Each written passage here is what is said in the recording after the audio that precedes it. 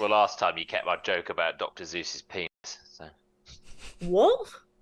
I was saying his lava lamp looks like Dr. Zeus's penis. Oh, actually, speaking of the lava lamp cult, I now have some worshippers Yes! at the cult of lava lamp.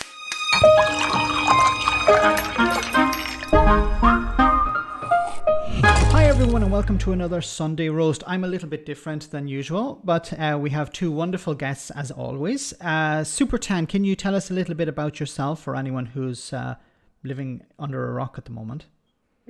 Well, I make extremely angry, extremely anti-Tory content. You can find me bloody everywhere. So, Yay! And your links will be in the description of this video. Yeah. No doubt, Alex. Yes.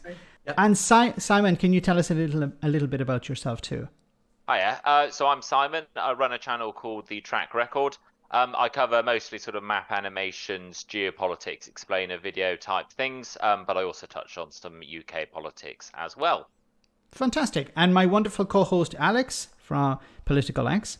Hi, I'm Alex. I'm a historian. I'm now a journalist, and I make YouTube videos that also make loud, angry noises about the Tory party mainly. My co-host Max. I'm the only one who loves the Tories. My name is Max. I talk about politics and Brexit in particular. Alex, our first topic, we talk about North Korea because Do you one love of us. the Tories because they bring in so much money to your channel because all the crazy crap. Now you got it. Next YouTube first level, next level is GB News. I'm off to GB News after this. Next level is taking over the world. GB News is a step towards that. Apparently Glastonbury is actually quite Tory. I think they polled a lot of the attendees and it's not as weirdly liberal as you'd expect. Oh, God. Sort of like, is it like that Harry Enfield episode where the rich people go and rough it like they're poor people for a holiday? Come up for the weekend. Anyway, a couple of years ago we decided, well, if you can't beat them, join them, really. So, when the townies come down here, we go up to London. London. Yeah. By the time we get to Oxford Circus, we're usually in the mood for some fun.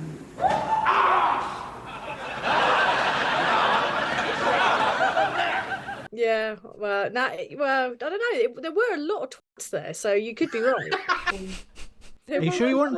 Are you sure you weren't at the Tory Party conference? Oh, Aid Thompson, our friend Aid Thompson, came up with the perfect description for that. He called it Fashionbury, which I described like the Labour conference as being like a really boring Glastonbury in the sense that it was like Glastonbury but with like everyone's dressed in John Lewis and because every time you went to get somewhere it was so packed and rammed, you missed the talk you wanted to be at by about 5 minutes because there was no organisation on my part, I think. Can I ask everyone, what did you think of the guy who threw the glitter? Bella, I thought. It's got good aim. That's about all. I think my first thought is it's better than a milkshake, but Good aim. I'd have been furious because I despise glitter. I hate it. I hate the stuff. It freaks me out. It gets everywhere. And I don't know if it's like an OCD thing. I'm just like, oh. But the thing that annoyed me about that was that there's a lot of us making really positive inroads the right way to try and get this done. And to have some St Andrews upper middle class just go on stage and throw glitter and make demands, it's not really going to sway opinion in the right way and have the intended outcome. And it was technically assault. And it was, why didn't he do that to the Tory party who are actually in power, Yes.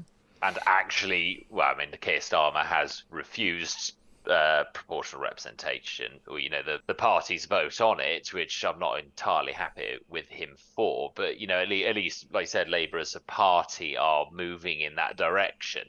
Yeah, whereas yeah. Bloody Rishi Sunak, at the start of his speech, was the most hypocritical thing ever. He was there going, "Well, people feel that the Westminster system isn't working," and you're like, "Yeah, now why might that be?" You are the Westminster system, you. Yeah. Don't. I think this is the thing when you've been in power for 13 years, is unless things are going well, you really start running out of people to blame, and that's why you start going. But it's interesting how they'll say, we have done so many great things over the last 13 years. And then when somebody says, look at what damage you're doing, it's like, but I only came in last year. So when when things are going badly, it's like it's nothing to do with me. I just joined the club at the last minute. While when they're trying to pretend that things are going well, it's because we've been in power for 13 years. What came before was a disaster. We're the real one. Like, what was it? Therese Coffey blaming the Labour Party, claiming that the Labour Party were not dealing with the sewage in the water. Really? Oh, it's desperate, isn't it? It's so unbelievably desperate, and dispiriting.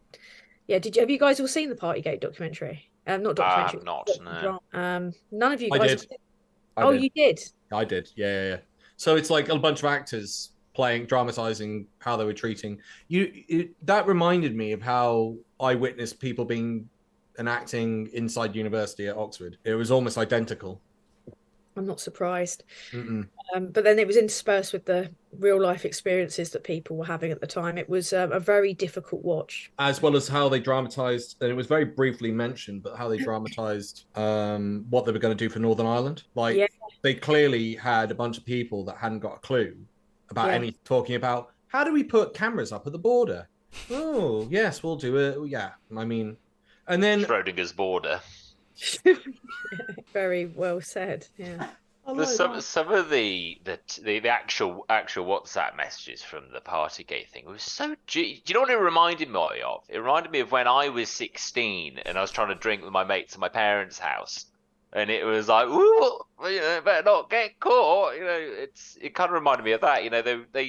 They even sent an aide out with a luggage bag suitcase, to smuggle in alcohol. That was covered in the Partygate thing. Yeah, they covered all of that. It was just the horrific entitlement of the Spads and the staff, and how he kind of actively encouraged all of it. Johnson, like, he was well aware, he was there, he was like raising toasts and leaving and going off to his own ABBA party upstairs, bastard. So One thing I will say about Partygate, though, is I think it was the first issue that really did penetrate the Conservative base, because a lot of those individuals had been following the rules and they felt like mugs because they were being laughed at, basically.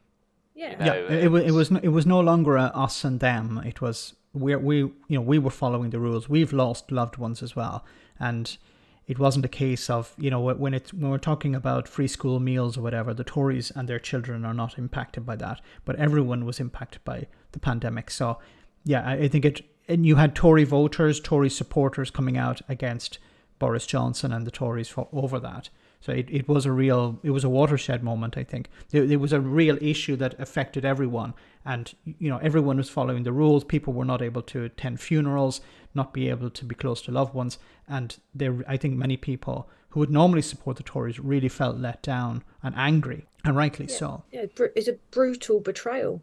I mean, not only were they pickpocketing us as we died, they were just having a jolly and not just putting what they saw as menial staff at risk. They were, but the worst part about it also that I found from the documentary was the fact that there's 24-hour police guards at number 10. They knew this was happening. And it wasn't just one or two, because it's been condensed into this lie, as it always is, that kind of rallies around in the media because of the Daily Mail and their influence. There was always just a bit of cake. It wasn't. It was like multiple parties. Although there are exemptions for work purposes, you must not have a work Christmas lunch or party. I implicitly believe this to be a work of it. Shall I get the karaoke machine?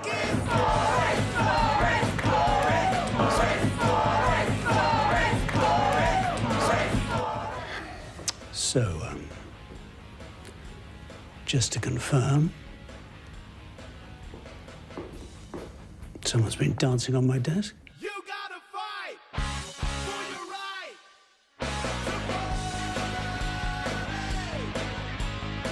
Yobbos would be my description.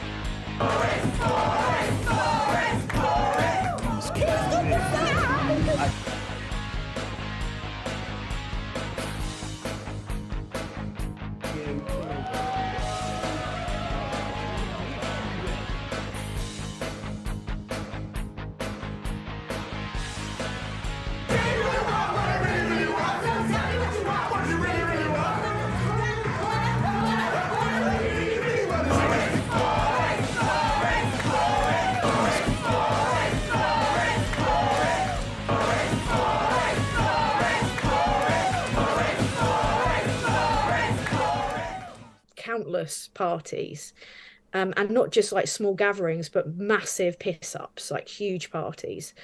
And there were people being fined like 10 grand for organising an outside snowball fight. And they all got like £50 fines and were told just to fill in questionnaires. It wasn't just the party aspect, it was also the way the police dealt with it. So it wasn't just one rule for them, it was one law for them and another for the rest of us. And those people are still having to pay back those massive fines, like still having to pay them. Like, it's grim. I mean, obviously it's irresponsible for anyone to have flouted the rules, but for the people that literally legislated and made the laws and made the rules too late. And of course Boris Johnson standing up every night saying, follow the rules, people, we need to all follow the rules, we need to protect. Going off and doing a toast. Yeah, getting pissed with his mates up in his pad which he furnished illegally. Oh god, yeah, to look like a bloody, what was it? It looked like a kind of Persian brothel. I think it looked like if you went to Laura Ashley home on acid. Yeah, he's got a pair of shorts that are identical as well. There's a picture of him in jogging shorts that are identical to his wallpaper. Maybe he furnished it like that to remind himself of the bunga bunga parties that he had a lot of fun at. Maybe it was a bunga bunga party that he was having up there. Please, I don't want to think about that. Or maybe he thinks he would just stay at number 10 forever, just camouflage into the wall, And watch. Yeah. Well, he did end up having like a kind of siege, didn't he, when he left? It was like he kind of like, in the end, it was literally just Doris. Because I remember seeing like the people that were left. There was like a couple of people, Nadine Dorris. And it's like, what, is Nadine Dorris going to take on every single role? It got insane. It got insane. The stuff that just keeps coming out about partygate. You didn't want to meet with Mark Drakeford and Nicola Sturgeon because you didn't want it being run like a mini EU, which we are. We're a mini authoritarian EU. We are the thing that they hate. We're more authoritarian than the EU, which is just astounding. Anyway, what about North Korea? Simon, you caught our attention because apparently you've been to North Korea, which is unusual. Please tell us how and why. The first question is right. So it's not actually as hard to get in as you'd expect. I wasn't parachuting over the border. Like Black Ops. It was. There's a British company called Koryo, and you just book onto a tour. It's a very guided tour. You're not just showing yourself around. You're railroaded by 3 North Korean guides and a British guide the whole way. But yeah, that's how you get in. You just sign up. What was the inspiration? What made you? Why? Why? It sounds like a bit of an odd answer. The reason I wanted to go to North Korea is because you can't go to North Korea. That's what interested me. The fact it's a completely hermetically sealed, the Hermit Kingdom state. I was just so fascinated to go in there and see what was actually going on, what life was like, what the propaganda's like. Can I ask, were you ever afraid? Like, for example, were you worried that we're not going back to my hotel now, we're going to some other compound? Were you ever worried that you may not be allowed to leave, or that you'd make a mistake or something and that you'd be kept there? Not particularly. I mean, I do it over on my channel. I did a Q&A video on this, and someone asked me that question over there. I wasn't afraid, and the reason I wasn't afraid is because the rules are strict, but they're very, very clear. And you're so railroaded that there's not much of an opportunity for something to go wrong. You're not going to get lost, you're not going to get mugged or anything like that. And everybody on the tour had an understanding of where we were.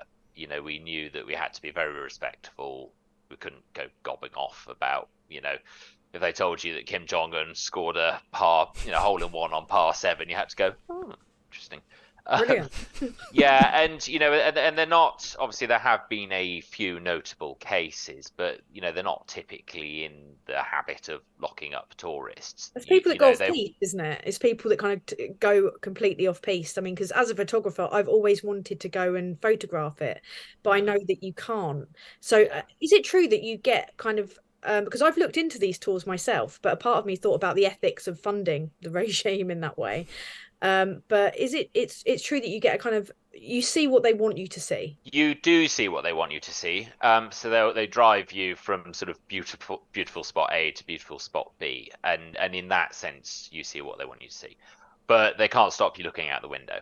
And you do drive around the country, and you do get to see a lot of what the country is actually like.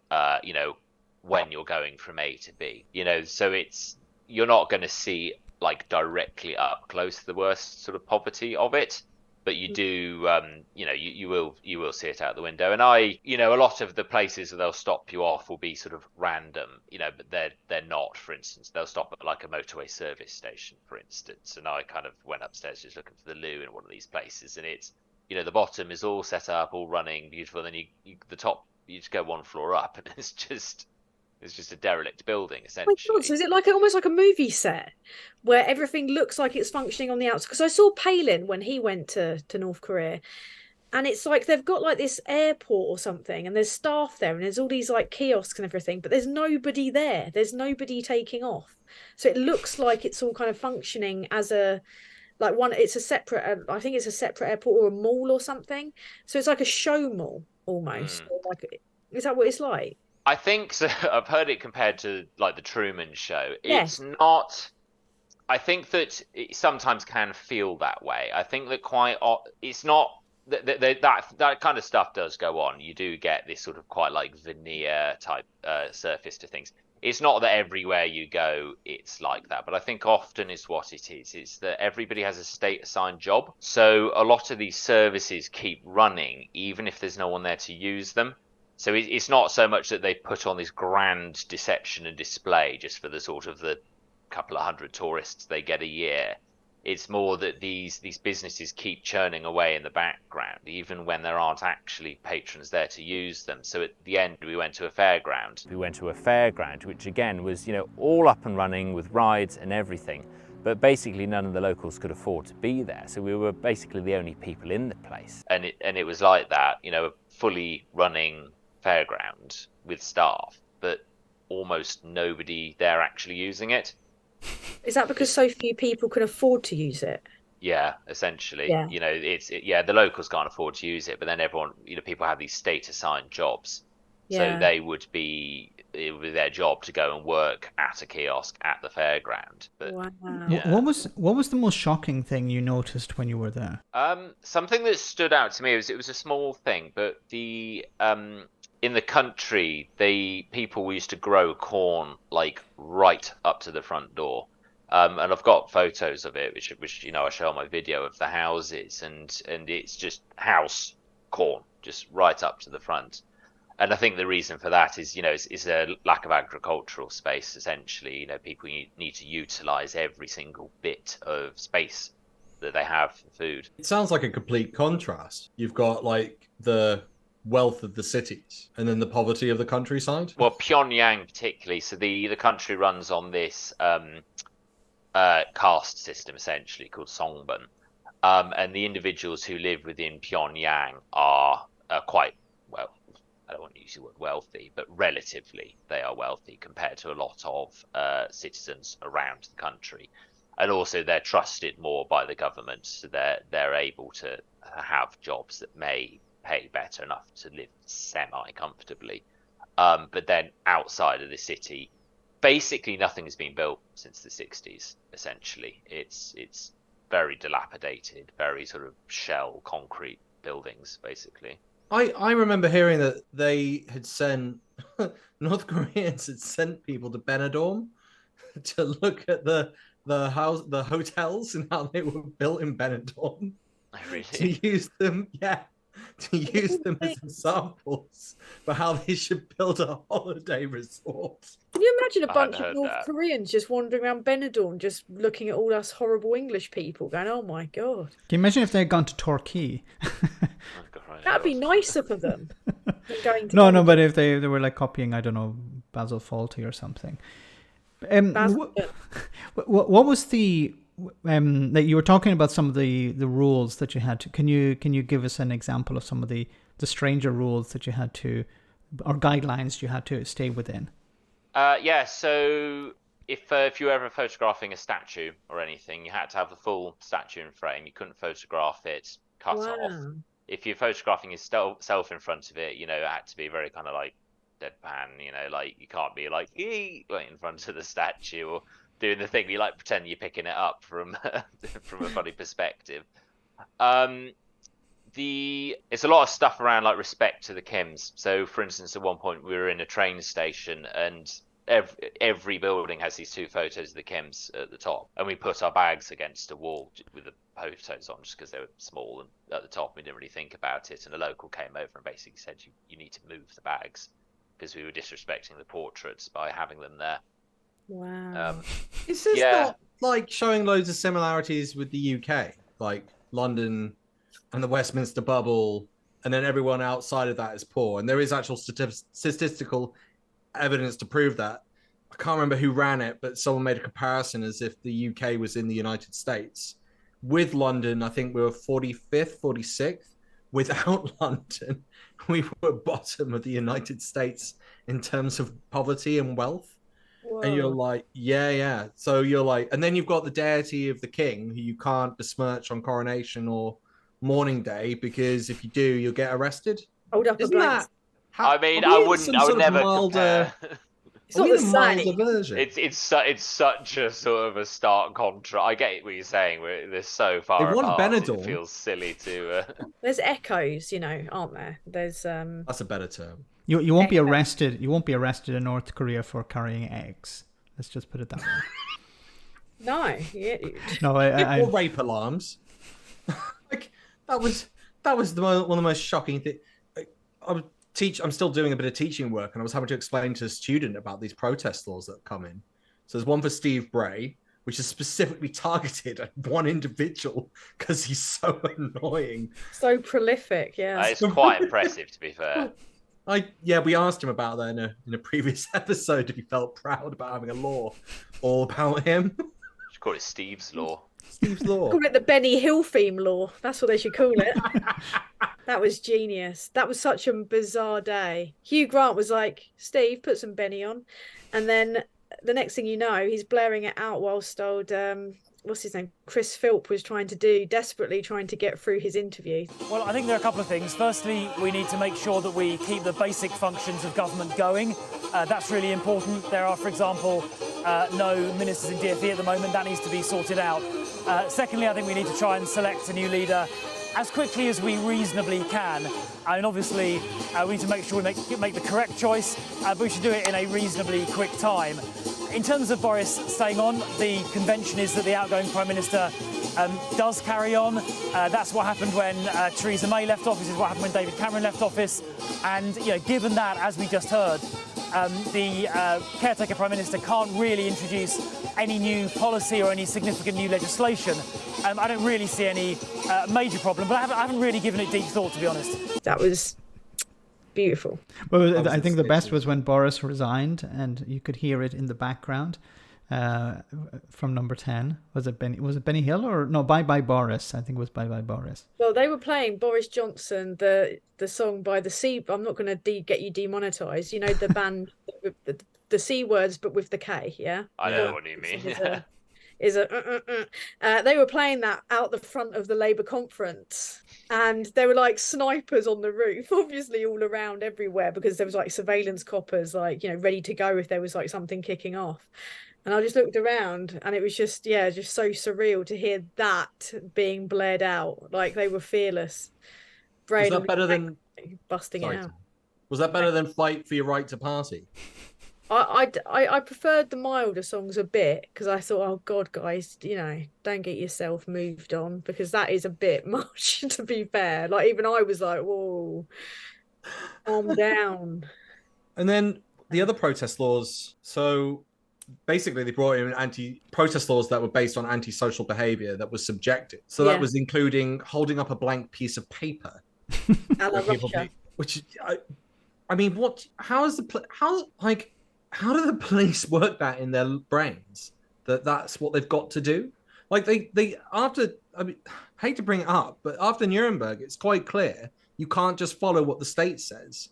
That's now set as a precedent, and it's called the Rome Statute, which we've signed up to. So I don't understand how they can go around and go, oh yes, we'll just follow whatever they tell us blindly. And it's really difficult to deal with. But it isn't just that. I mean, there was those women in Soho handing out rape alarms. who got arrested because the police decided that they were going to be handed out and thrown at horses at the coronation. Or do you know why they did that as well? Because the Daily Mail lied about it happening. The Daily Mail put that out as a splash. And then I think the police, it was one way or the police acted on misinformation about protesters trying to scare the horses. And the organisation were a credible organisation that do this. They try to protect women at night. Probably from the coppers, considering the amount of crimes that are committed by the police. And look at the people you're giving additional power to. People that each week there's a new rapist or domestic abuser that's being found, in the police force. They covered up one of the most prolific rapists Britain's ever known in the police force, Carrick. So it's terrifying. You're giving more power to people that are sadly untrustworthy. Women don't trust the police anymore. Most women I know do not trust the police. Like if two male coppers knocked on my door at night, I wouldn't answer the door to them. I would not. I wouldn't feel safe to. Nope. I wouldn't feel safe. They've lost that trust. Yeah, and the whole policed by consent thing. I think that they can't just keep saying it's just a couple of bad apples either, because it's been proven to be institutionally racist. But also the expression is bad apple spoils the batch, not a couple of bad apples, don't worry about it. Exactly. Don't worry about them, the entire thing ends up rotten. I mean, this is the problem that we have at the moment. It's not just that, but then there was the report today, wasn't there, which is important to note, about how, imagine if this was a Labour government, they're going to stop jailing people, including rapists, because the prisons are full. And I was like, my first reaction was, they don't jail rapists anyway. It's like 1% end in a conviction, like one, it's really horrifically low. But imagine if every single system in Britain was in abject decline or ruin after 13 years of a Labour government. They would be strung up by the media. It just shows anyway, I've strayed off topic, I've veered, but it's did a good veer. It shows the kind of client media base that we have and the influence that they have on the information sources and how closely they work with the government. But then this comes back to my point of what I originally said, are there comparisons or echoes, as you eloquently put it, with what's going on in North Korea? I've just listed off a load of stuff. If you were to hear about a European country doing all of this, you'd start to go, right, well, this is a right-wing state. Liz Webster said it to me the other day. It's like being a frog in boiling water. I played devil's advocate. That's the last time I do that with Liz. I think we do in this country. There are actions taken to impinge upon freedom of speech and freedom of protest. No one's denying that. But we do ultimately, I feel, have freedom of speech. We're here now having this conversation. You couldn't do this in North Korea, because you don't have internet, but also. I think pretty quickly you'd have a knock at the door, and that would be the last of you. You'd never be seen from again. So I think to sort of compare them is a bit of a moot point. I'll flip it back though. I won't go into too much detail about it, but I have spoken with the police about a very, very dangerous organisation that exists in the UK. I won't say any more than that. But interestingly, I had to have an argument about the law with the police officer I was talking to about it, saying what they're saying is racist. Really, really, really racist. What are you going to do about it? And they said to me, because it's on social media, there's nothing we can do. So I racked my brain about it for about 30 seconds. Yeah. This is what the police officer was telling me.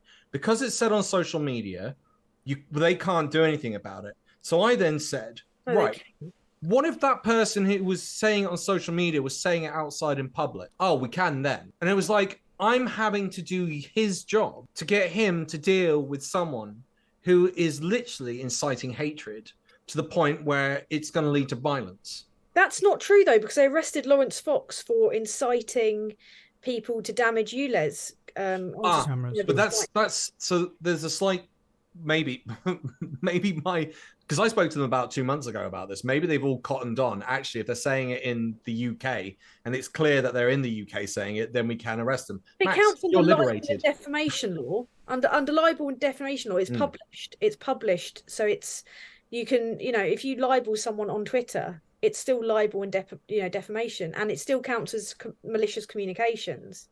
So does it? It's talking bollocks, yeah. So they don't know what they're talking about, and they still act like. and they're refusing to do stuff about it because they don't know what they're talking about. Yeah, I've had the same. I was victim blamed just this week by the police for being threatened by a crazed, obsessive person on Twitter who creates like 25 profiles a week to say increasingly threatening things to me, and they were like, "Well, sorry, just come offline." Do you? Can I ask? Do you? Well, I mean, or both individuals you're talking about? Are these anonymous individuals, or can you pinpoint a direct individual who is doing this? The police could find them. This is the point. It's the police, and it is their job, because I would have to try and find an ethical hacker. I don't know if that's legal or not. Nope. I'd have to find like someone to hack and just try and get their IP by deception. Right, that's the only way that I would be able to track them. Whereas the police could do it. They have the power to find, like with whoever you're talking about. That's almost like you're talking about the Conservative government. To be fair, inciting criminal organisation. Is it Suella Braverman? Come on, you can tell us. Is it? I did. Well, I can't say who it was, as much as I'd like to. However, I can tell you, I did report Boris Johnson for treason after the Russia report. Legend. Beautiful. And it was quite funny having to give a physical description. Hunchback, fat, bumbling, messy hair, flat, cream cheese, cream cheese pumped into a suit. Boiled sweet in a Hoover bag. That's very good. I called it. I thought something. He looks like the honey monster, doesn't he? Like a wayward honey monster. Do you think him and Trump are like cousins? They could be cousins, like physically. Probably. I think Boris is far too erudite to be related to Trump somehow. Erudite? Well, he sort of is in his way, isn't he? You know, what? I mean, you know, in a manner, he can, waffle endlessly about Latin. You know, I think Trump finds it hard to get from one sentence to the next without having changed topic 3 times. Trump's like, I'm brilliant, I'm the best at talking about nothing, and then you just got Johnson going, and it just takes about 7 years to get. God, I still can't get over sweet in a Hoover bag. It's beautiful. That was a thing of beauty. Well done, bravo. As it's Halloween. Oh, hello. I'm going to give you 3 options of where you could stay for a night. Okay, God. Where would you stay? Oh no, not again. Tan. Oh God. Okay. I don't like these questions. They're always bad.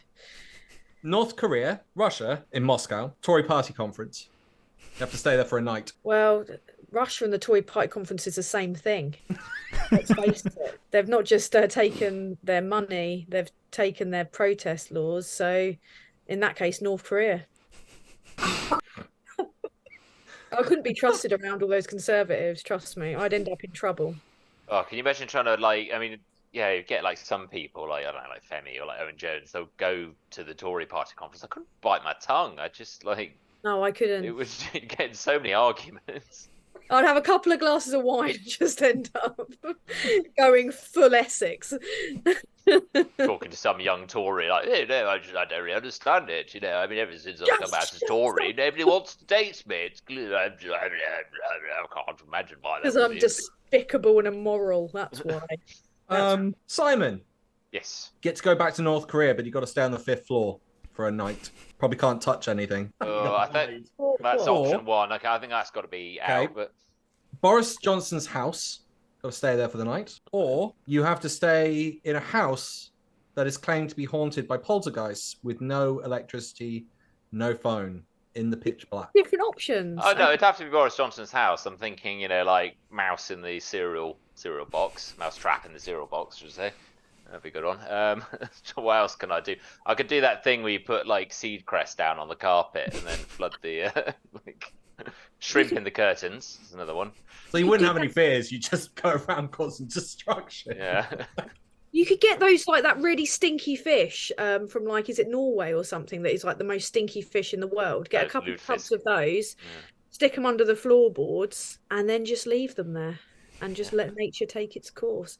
I know you didn't give me the option of Boris Johnson's house. No woman is safe there. That's why. No woman. As we've discussed that on on many an No episode. person, probably. Yeah. Thinking No about person. it, I don't think he's that fussy, is he? Really? No. Your hair's long enough. Got a heartbeat.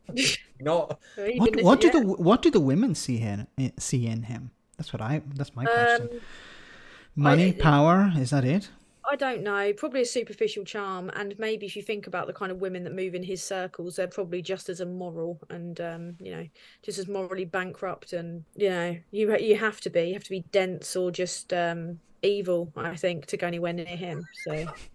Jennifer Carey does give a description of what it was that grabbed her. Please, no, God, it made me feel sick. I don't want to even think about it. It was bad enough reading that Times article about what him and his then mistress got up to in his office, like before they recalled the print halfway through the day and then printed out a different version because Number 10 didn't like it.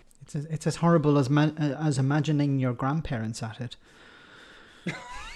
I think I'd almost prefer to. Okay.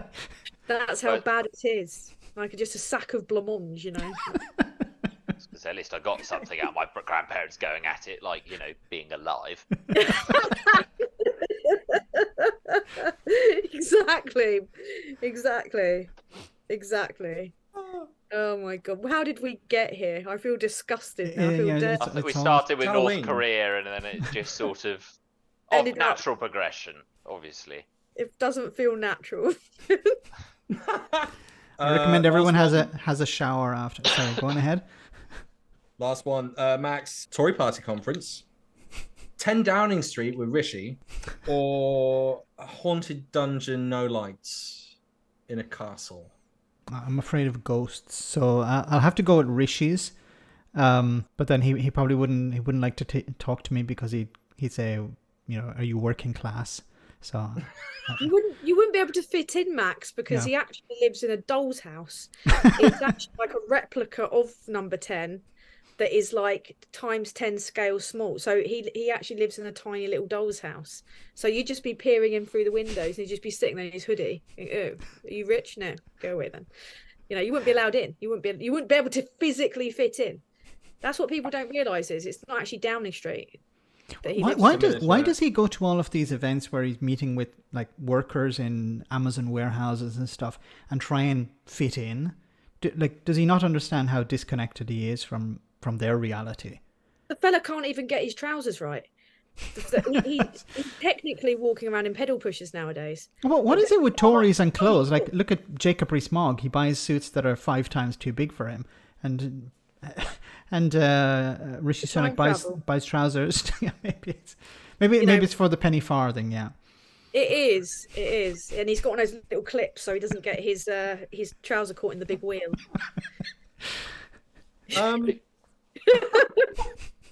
And we digress. Conferences, Max. Oh Christ! On a bike, on a penny farthing. On a penny farthing. How did you find the Labour conference? Was it all glitter and glamour, or just for me? Sorry, or for Super? Max? Sorry, yeah. I didn't see all of it. I saw some of it, but I thought it was really good. I thought there were some really good speeches, and I'm not saying that because I'd like Labour to win, but Starmer's speech was wonderful. And David Lammy's speech was wonderful, really powerful. Something I love about David Lammy is he's a firebrand. He's somebody who doesn't hold back. And I don't agree with him on everything, but I think he's a wonderful speaker. And he's somebody great to have in the House of Commons, and he'd be great in government as well. One of the speeches that we didn't hear a lot about because not many people are following it, but was Hilary Benn on Northern Ireland, and he said a few things that are going to piss off the DUP, so that always makes me happy. So I was, you're like, get back to government, you lazy, feckless work-shy layabouts. So I think the conference was good. Of course, there was the glitter incident, but Starmer just shook it off like Luke Skywalker in the latest Star Wars movie. So that went pretty good, I think. It was a bit like that, wasn't it, actually? And then I've been trying to... I figured out where Penny Mordaunt got her speech from at the Tory conference where she was talking about fighting. Stand up and fight. Because when you stand up and fight, the person beside you stands up and fights. And when our party stands up and fights, the nation stands up and fights. And when our nation stands up and fights, other nations stand up and fight. And they stand up and fight for the things upon which the entire progress of humanity depends. Freedom. That is what conservatives do. Did she nick it? I think she did. What was that about? Anyone got a clue where she might have nicked it? Where someone kept talking was about it something fighting? really inappropriate? Like, I don't know, like Nelson Mandela or something. No, more recent. More recent and just and inappropriate. Not as inappropriate. Was it from a movie? It might as well have been from a movie. Braveheart. Trump. I twigged. It's Trump. Trump said we've got to fight like hell. And it's exactly what she said. We got to go out. We got to go out and we got to fight like hell and we got to win the House and we got to win the Senate. What we have to go through, and you have to get your people to fight. And if they don't fight, we have to primary the hell out of the ones that don't fight. You primary them, we fight like hell. And if you don't fight like hell, you're not going to have a country anymore. But I've been racking my brains because, like, where have I heard that before? And it's literally Trump saying we've got to fight like hell. And you're like, that's where she got it from. She's literally ripped off a Trump speech. I mean, it could be a coincidence. It was just 3 words, though, isn't it? It's not. But it's only one from Trump, but he's still saying it. It's still you listen to the fight tonality like hell and is everything an else. And expression you're like, people use, isn't it? It's not like it was. I don't know many. It was. How many of you heard say the word fight? Because that's the thing. I think that threw everyone off quite a bit. I've never heard a politician going out and saying and rallying everyone by saying we've got to fight. Well, maybe she was playing on the fact that, you know, she was seen as the most competent Tory MP just because she could adequately hold a sword for a bit. Like this is like the bar. This is where the bar is now. It's in hell. It's in absolute hell. But in terms of the Labour conference, I was there. The atmosphere was really amazing.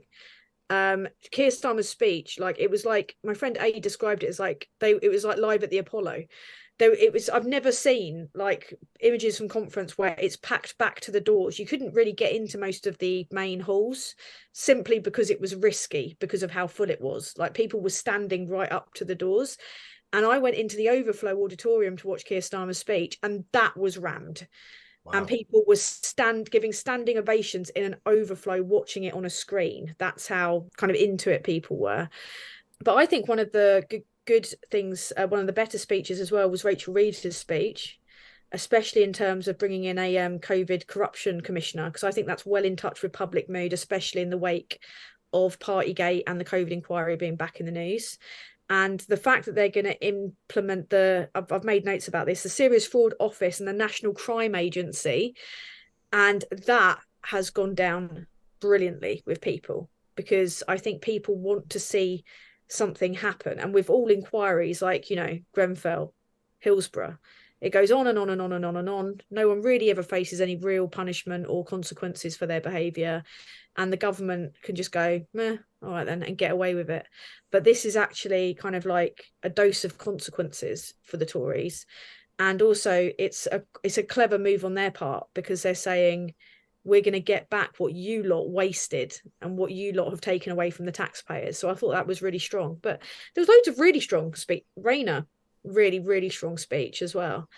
And I have to say, it actually, for the first time in ages, actually, I think gave a bit of hope. I mean, Starmer might not be everyone's ideal leader.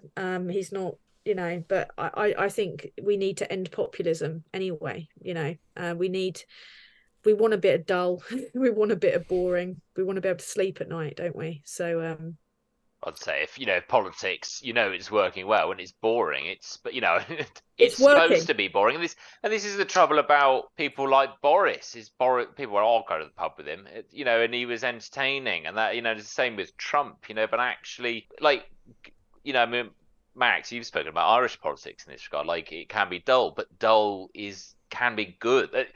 Yeah, it's not supposed to be, you know, if you want entertainment, watch Netflix. You know, you're running a country. It's not supposed to be all sort of, but also, I mean, but also you were talking about like the hope. You know, I don't like talk in absolute terms like this because I don't want to see the left get complacent, but Labour are almost certainly heading for a large victory. And after 13 years of being out of power, I think that, people are, like I said, not happy with Starmer entirely. And I'm have my issues with him.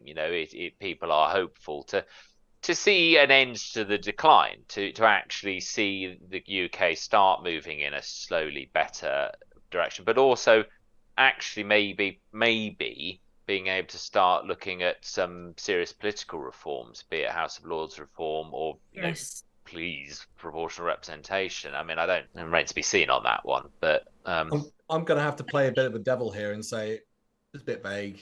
He said, what was it, 1.5 million homes in 10 years? That's 150,000 a year. Crisis has said repeatedly we need 400,000. So you go, it's in our economy, mate. Have you seen the state that they're inheriting? I mean, the Tories are just looting, and I agree, everything. So like what we're, and this is, and an interesting part of his speech was, however, where he alluded to however bad you think they're going to get in this next year in the lead up to general election, it's going to be 1,000,000 times worse. Not just in terms of this awful conspiratorial rhetoric that they were spouting at the Tory conference, literally giving legitimacy to nonsense conspiracy, far right conspiracy, and telling barefaced lies, and even continuing with the barefaced lies when called out by bemused journalists. It was a circus, and it's going to get worse. And also, it's going to be a tough fight for whoever comes in, because they've not got any bloody money. The Tories have absolutely shagged the... I've been saying it for about a year now. Get the 3D printing of houses out. That's how you do it. You can build a house, a 2-story house, in 2 weeks with 7 people. Yeah. It's a 3D printer. Sultan Brunei's putting this out as a policy, but basically a machine moves around the design that you want it to build as a house. You can design concrete. It can work on any design. You can design it on a computer and just click print, and it will start printing. NASA is literally playing with this technology to get houses built in Mars for when they land. But I'm sure it's a bit more complicated. I mean, I know the technology is being developed, but it already has been developed. This is here. It's just IKEA are talking about it. Oh, so my God, able to go pack houses. Yeah, 3D printed house. IKEA are talking about it. The Sultan of Brunei wants 50% of the houses built in Dubai to be built by 3D printer in the next 10 years. Germany's doing it. China's got it. I think it's either 3 or 5-story house built with a 3D printer, which is one of the hardest things to do because wet concrete isn't exactly great if you stack. Alex, you promised me you're not taking the piss. I'll show you the video. I'll send you the link afterwards. I'm telling you. In the words of Danny Dyer, Germany. I'm very good at acting, but no. It's frying my nut. I don't understand how you could even what. So you built literally. It's like pouring down concrete. Imagine it's a terrible analogy, but it works. You ever have a Mr. Whippy? You pull down the pump. Yeah, I know it's terrible, but it's the best one you can get. Imagine pouring down the pump and it coming out, and then you move it along, but you're pouring out concrete. I got you. Create a wall, yeah. Okay. And you create a wall which can go up to a story, then sets, and then you put on another story, and then you've got a 2-story house, and it takes 2 weeks with 7 work people on the site. That's it. And that means you can increase capacity by 10-fold, which reduces the cost of the housing. The problem in the UK is land prices. But if you can still reduce construction time, imagine if you're building a 2-story block of flats and you can do the first 2 stories in 2 weeks. How much quicker is it going to be to build blocks of flats? The problem is no one wants to talk about this because you would absolutely annihilate the housing market. But what I don't get is why I know IKEA are looking at this. If IKEA are looking at this, the housing market will change because IKEA have got the money to be able to put this into play, and they know how to market. You get your own house and it's filled with IKEA furniture. It's the IKEA brand from top to bottom. This is coming. It just depends on the UK government. And what I don't get is how Starmer and the others aren't clocking onto this tech. tech's evolved quicker than our brains. You know, it's just politicians are always politicians are always behind the curve. But it's also a case of, but if Labour were to bring in something like this is what's so important. I wish politicians would understand, is that if you create a wonderful living experience for people, they have security, they have a safe home, it's a good quality, they don't want to give that up. So as a politician, you can say at the next general election, do you want to lose what you have? No, I don't want to lose what I have. Then continue to vote for us. And this is what's the Tories can't do that at the moment because, well, people are looking around and saying we don't want more of this. So I think it's important for Labour, when they get into power, create something good for people and then explain to them, like a UBI, for example, universal basic income. If you introduce a UBI, no one will be brave enough to take that away, because people will get used to it and say, wow, this is wonderful. I want to maintain this UBI. And this is, this is something that came out through Starmer's speech, and I'll give him credit for, was the fact that Starmer said, essentially, I want everyone to be in a position where they've got one job and they can live off the money and they're able to take a mini little vacation. They don't have to scramble around. They're able to have savings. And it's like, this is a traditional thing, which is what we've lost. I mean, I remember to this dying day that Bush was like proud. I know we're switching to America, but it's a Republican attitude. And it's very similar to the Tories, which is, oh, this person's great because they've got 3 jobs. And isn't she an amazing person? And you're going, why? No, that means you've messed the system up. If you've created a system where one job isn't good enough to be able to feed a family and look after everyone, you've failed the system. And this is where you get into the whole debate about 0-hour contracts and the issues over those. This is where you get into the issue of like minimum wage. There's problems with that as well. But the fact is, wages don't cover what you need to live. I've heard it as well speculated about the, UBI is a fascinating idea. I don't think it's one that necessarily society is ready for just yet, but whether or not automation is going to push the need for a UBI.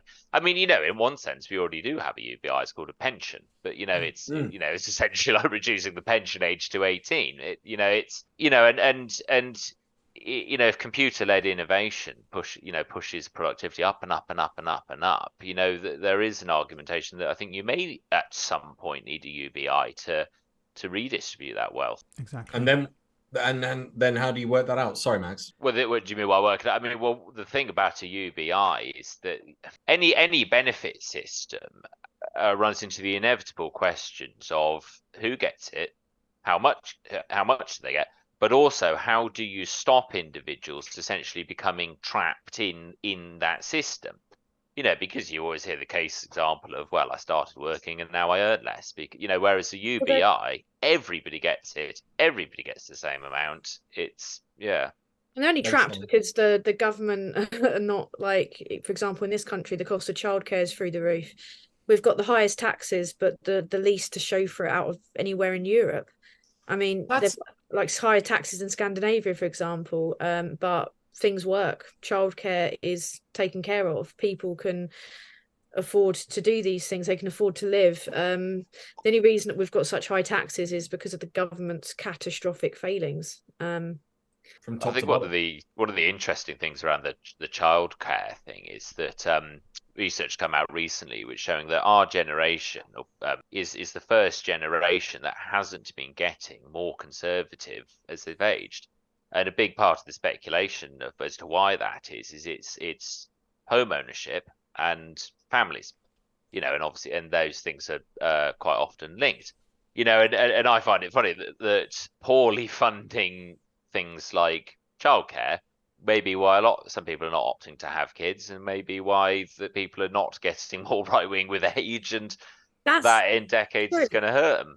That's what Aid said. That's exactly the theory that our friend Aid has about how, the Tories are losing voters because people aren't getting to the kind of life stages that they traditionally used to in terms of becoming homeowners, having kids, etc., and then maybe becoming more protectionist in terms and more risk averse in their choices. And the Tories are Tories are shooting themselves in the foot over that, because they're making the situation. Yeah, they're making a situation where it's becoming less and less likely that somebody will vote Tory. And they won't tax the rich to be able to solve the problem, which seems to be the only solution. You've squeezed the pips out of middle class and working class, when they still won't do anything. They've just got this weird neoliberal obsession. On that cheerful note, bye-bye. What?